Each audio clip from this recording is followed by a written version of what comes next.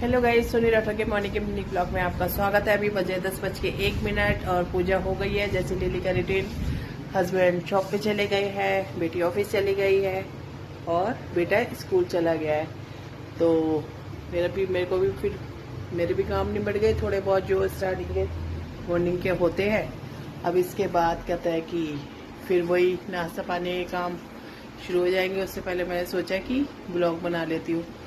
तो आज कल का तो टाइम मेरे भाई ने पका दिया थी। पहले भैया दूज का दिन था तो कहते हैं पहले 3-4 बजे उसने कहा कि हम निकलेंगे। 3-4 बजे निकलता तो 5 साढ़े 5 बजे तक पहुंच जाता, लेकिन 5 साढ़े 5 बजे फोन किया तो 6-7 बजे तो वो तैयार ही हो रहे थे। तो यहाँ पे पहुंचे हमारे घर कल वो 8:30 बजे। तो मैंने भी शुक्र है कि सुबह से तैयार होके नहीं बैठी थी, नहीं तो बस दिमाग खराब होता। वैसे कपड़े पहन के जाता बैठा भी नहीं जाता, ट्रेडिशनल सूट वूट वगैरह या गाउन वगैरह। मैंने कहा जब आएंगे ना तभी के तभी, जब तैयारी करूंगी तभी के तभी डाल दूंगी, तभी के तभी चेंज कर लूंगी तभी कपड़े। तो फिर कल ऐसा सारा। और कल वो गए मेरे ख्याल 11 बजे के टाइम यहाँ से गए। फिर मम्मी के घर भी जाना था, बीच में भी उनको रास्ते में कोई काम था, वो भी निपटाते हुए वो अपने घर गए। तो ऐसे मना भैया दूज का त्योहार। तो कल भाई की बेटी आई नहीं थी, उसकी थोड़ी तबीयत वगैरह ठीक नहीं थी। तो फिर मैं तो वैसे भी जो हमारा डेली का खाना ही थोड़ा इतना कम से कम बनाओ इतना एक्स्ट्रा बन जाता है, और जब किसी ने आना हो तो फिर हिसाब से ही बनता है कि।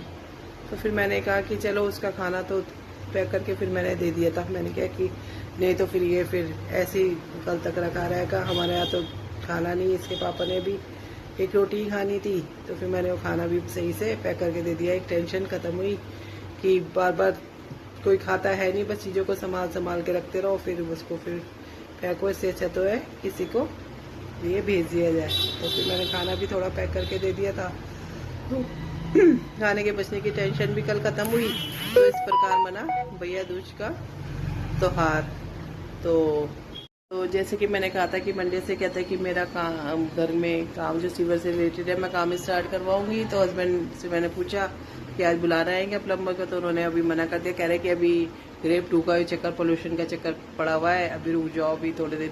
तो फिर मैंने कहा चलो 5-7 दिन रुक जाते हैं, इसके लिए कोई दिक्कत नहीं है। जब इतने दिन से रुके हुए हैं तो फिर वो काम तो अभी थोड़ा पेंडिंग हो गया 5-7 दिन के लिए।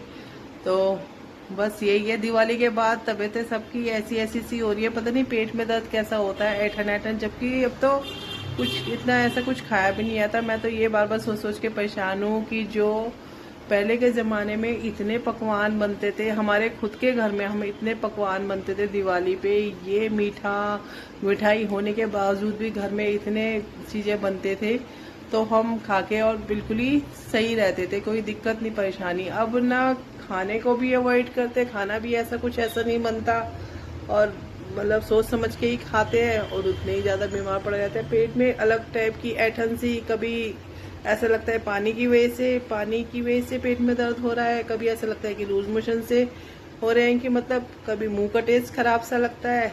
बस जिसको पूछो उसको साथ ऐसी चीज दिख रही है।